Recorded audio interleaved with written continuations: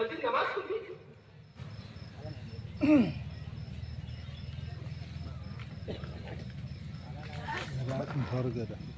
کہ مسجد مسلمانوں کو کامل دین پر اور مسلمانوں کی دینی تربیت کے لیے بنائی گئی تھی.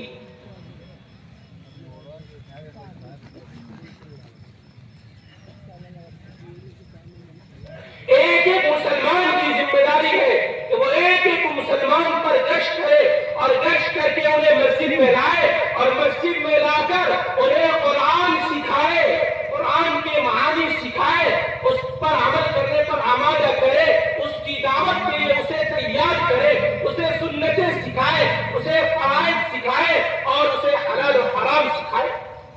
میرے بھائیو, حلال و حرام کا تذکرہ مسجدوں سے نکل جانے کی وجہ سے مسلمانوں کی کمائیوں میں حرام داخل ہو گئے. اور میرے بھائیو, جن کی کمائیوں میں حرام داخل ہو رہا ہے, جن کے کمائیوں میں حرام داخل ہو رہا ہے, ان کی عبادتیں ایسی ہیں جیسے پیشاب سے وضو کرنا. پیشاب سے وضو کر کے یہ نماز پڑھنے والے لوگ,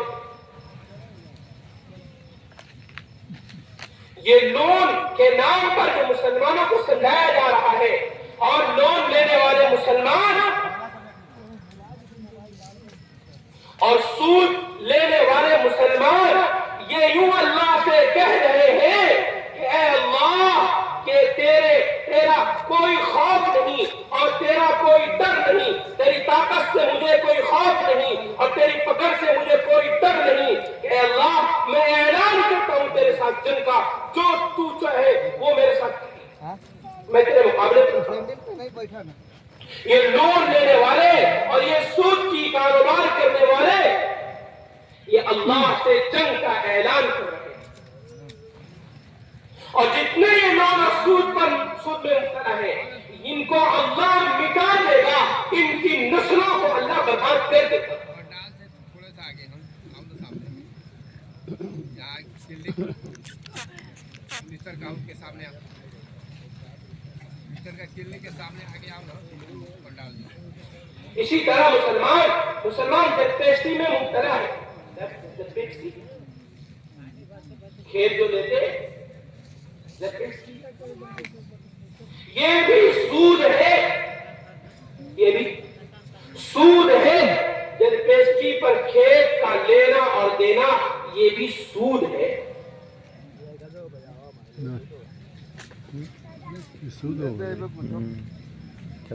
یہ کیوں ہوا؟ یہ کیوں ہوا کہ مسجدوں سے حلال و حرام کے تذکرے ختم ہوئے, مسجدوں سے حلال و حرام کے تذکرے ختم ہوئے.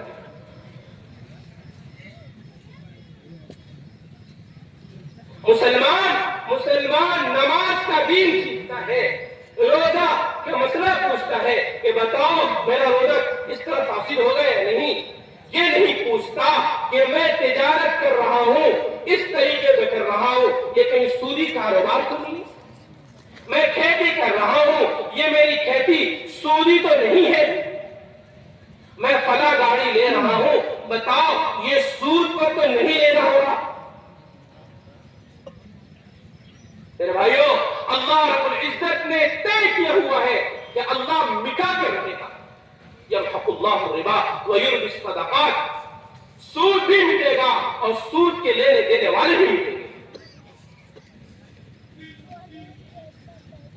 اور ان حرام کمائیوں کے داخل ہونے نے آنکھوں سے حیا کو ختم کر دیا, آنکھوں سے حیا ختم ہو گئی اور ہمارے گھروں میں بے حیائیوں نے جگہ پکڑ لی, عفتیں ختم ہو گئی, عورتیں بازاروں کی زینت بن گئی.